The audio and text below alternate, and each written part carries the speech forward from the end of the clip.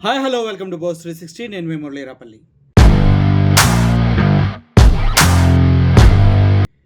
అసలు తిరుమల తిరుపతి దేవస్థానంలో ఏమవుతుంది?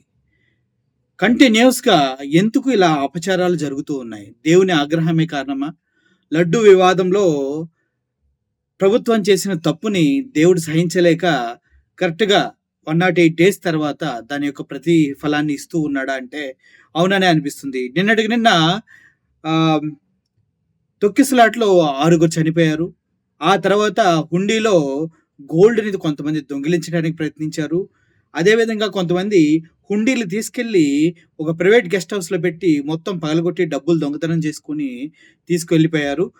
మళ్ళీ ఇప్పుడు చూస్తే ఘోరాతి ఘోరంగా ఫైర్ యాక్సిడెంట్ అనేది జరుగుతూ ఉంది.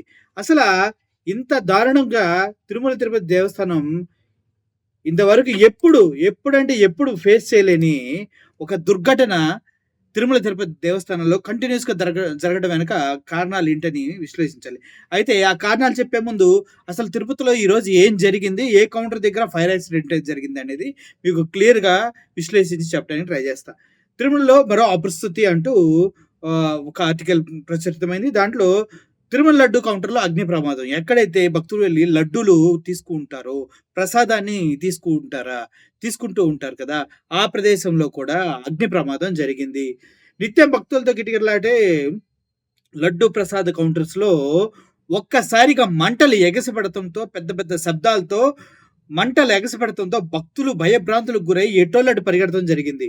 ఇది 47వ కౌంటర్ దగ్గర జరిగింది. ఎందుకు ఇటువంటి దారుణాలు తిరుపతిలో కంటిన్యూస్‌గా జరుగుతున్నాయి. అదేవిధంగా కంప్యూటర్ సిస్టమ్‌లో ఏదో ప్రాబ్లమ్ సంభవించింది అంటున్నారు. యూపీఎస్‌లో, సీపీయూలో ఏదో షార్ట్ సర్క్యూట్ అయ్యి దానికి అలా పెద్దగా సౌండ్స్ రావడం జరిగిందని.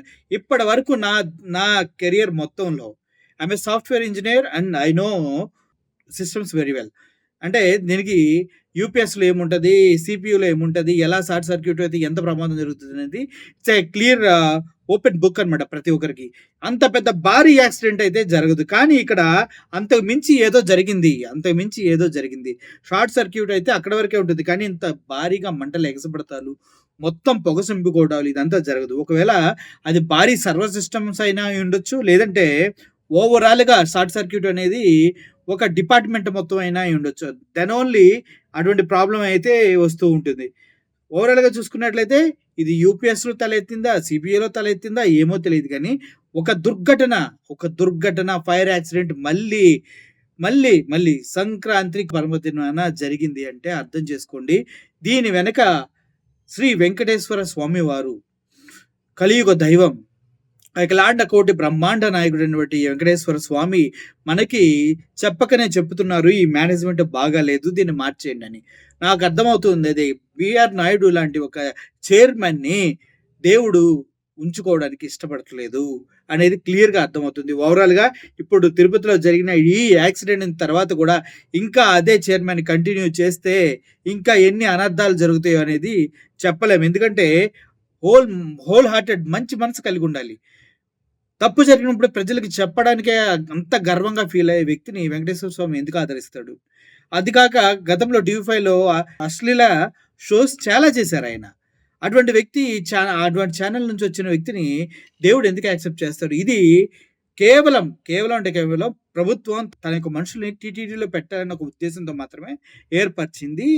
వీళ్ళందరి తీసుకొచ్చి పెట్టింది. కానీ దేవుడికి అది ఇష్టం లేదు. అందుకే కంటిన్యూయస్‌గా ఇటువంటి తిరుమల తిరుపతి స్టార్ట్ అయిన దగ్గర నుంచి చూసుకుంటే ఇప్పటి వరకు ఒక్క వ్యక్తి కూడా తిరుమల సన్నిధిలో చనిపోయినట్టుగా దాఖలాలు లేవు. బట్ ఇప్పుడు జరుగుతున్నాయి. ఇవన్నీ ఇలాగే కొనసాగిస్తే మాత్రం తీవ్ర పరిణామాలను మనం ఎదుర్కోవాల్సి వస్తుందేమో అనిపిస్తుంది. ఒకసారి దీనిపైన మీరు కూడా అందరూ ఆలోచించండి. నేను చెప్పేది వాస్తవమా, అవాస్తవమా అనేది క్లారిటీగా మీకే వదిలేస్తూ ఉన్నా. Thank you for watching this video.